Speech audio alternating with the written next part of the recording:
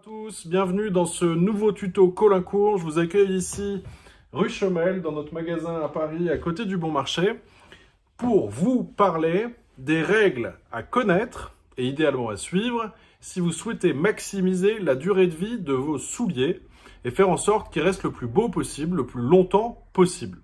On commence tout de suite par le premier commandement, à savoir bien choisir sa pointure. Alors on y va. Bien choisir sa pointure, c'est absolument capital. Évidemment, ça tombe sous le sens, mais c'est capital par rapport à la durée de vie du soulier aussi, pas que sur le plan du confort. Et en plus, ça l'est sur l'esthétique dans le temps. Alors pourquoi ? Un soulier, c'est un volume, et votre pied, c'est un second volume. Il faut faire en sorte que les deux puissent coïncider du mieux possible. D'un côté, sans que ce soit trop grand, et évidemment sans que ce soit trop petit et que ça vous blesse.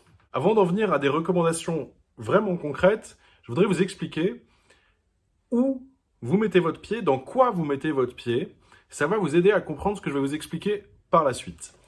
Alors, un soulier, il est composé de deux parties rigides, la première à l'avant et la deuxième à l'arrière, et d'une deuxième partie qui va être le reste du soulier, qui lui sera entièrement libre de renfort. Regardez, si j'appuie ici, j'ai aucune marge de pression. Si j'appuie ici, c'est pareil, on sent que c'est vraiment dur. En revanche, si j'appuie ici, vous voyez que j'ai une vraie flexibilité de la matière. Lorsque vous entendez un soulier, ça se détend. Ça veut dire quoi ? En fait, c'est à la fois complètement vrai et complètement faux. Ça dépend de quelle zone du soulier on est en train de parler. Si on est sur la partie avant, donc le bout dur, ou sur la partie arrière, les contreforts, ça ne va jamais se détendre. Éventuellement, on peut arriver à travailler un petit peu ça avec différentes méthodes, mais ce n'est pas forcément souhaitable. En revanche, sur la partie centrale, qui est non renforcée, celle-ci, là où la largeur de votre pied va être le maximum, là, ça va se détendre, ça va jouer.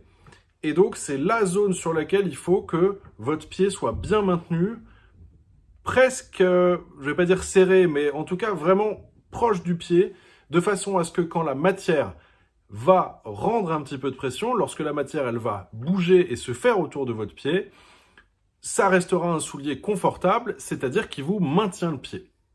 À l'inverse, ce qu'il faut chercher à éviter à tout prix, c'est d'avoir les orteils qui vont buter contre le bout de la chaussure. Si vous avez une gêne à ce niveau-là, c'est absolument rédhibitoire parce que le soulier, il va jamais se faire à cet endroit-là et vous allez souffrir et puis souffrir pour rien. Donc en résumé, il faut chercher à bien remplir la zone qui est ici, qui est la plus large du soulier, celle qui va se faire dans le temps, et éviter à tout prix d'avoir une gêne lorsque le soulier est neuf, lorsque vous les essayez en magasin ou chez vous, au niveau du bout. Alors maintenant, on passe à l'arrière du soulier. On a remarqué ça assez régulièrement. Souvent, les gens sont assez étonnés lorsqu'on leur dit qu'il faut maintenir un tout petit espace de vide entre votre talon et le contrefort, donc la partie rigide du soulier. En fait, un soulier correctement chaussé, c'est un soulier dans lequel, à l'arrière, vous pouvez glisser légèrement la première phalange de votre petit doigt. C'est une règle qui fonctionne assez bien et il faut essayer de la tenir. Autrement dit, sur la partie arrière, il faut éviter de sentir une pression trop forte au niveau du talon parce que voilà, c'est pas forcément souhaitable.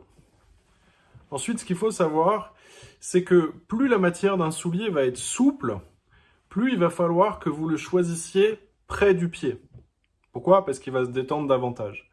Ça paraît un peu idiot comme ça, mais on n'a pas forcément toujours ça en tête lorsqu'on choisit une paire de chaussures. C'est bon de le rappeler. À l'inverse, plus la matière va être rigide, plus il faut s'accorder un tout petit peu de souplesse au niveau de la largeur. Pour terminer, j'aimerais vous confier une petite astuce qui va s'avérer extrêmement utile, notamment pour ceux d'entre vous qui achètent des souliers à distance, que ce soit sur Internet ou pas, peu importe, mais qui vont essayer leurs souliers chez eux.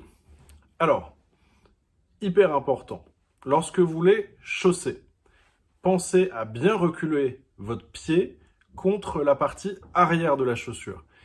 Et une fois que vous avez fait ça, et seulement une fois que vous avez fait ça, vous allez fermer la partie avant, c'est-à-dire par exemple les lacets ou la boucle si c'est un monk, etc., etc.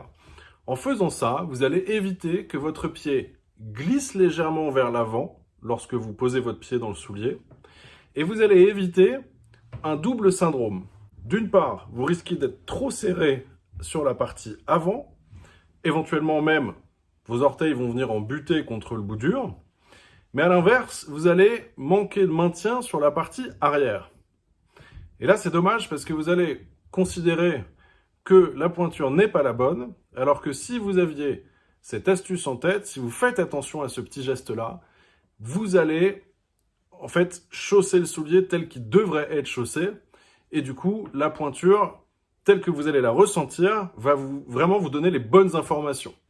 Si en faisant ça, vous avez une gêne au bout, ou une gêne à l'arrière, peu importe, c'est que vraiment, la pointure ne convient pas. À l'inverse, si vous respectez cette petite règle, voilà, vous avez toutes les chances de déterminer que la pointure va être la bonne. Voilà, c'était le premier commandement, bien choisir sa pointure. Après tout, ça commence par là. J'espère que ça va vous aider. La prochaine fois, j'aimerais vous confier 2 ou 3 astuces sur les gestes à connaître lorsque vous commencez à porter des souliers qui sont neufs et faire en sorte que ce soit le plus doux possible.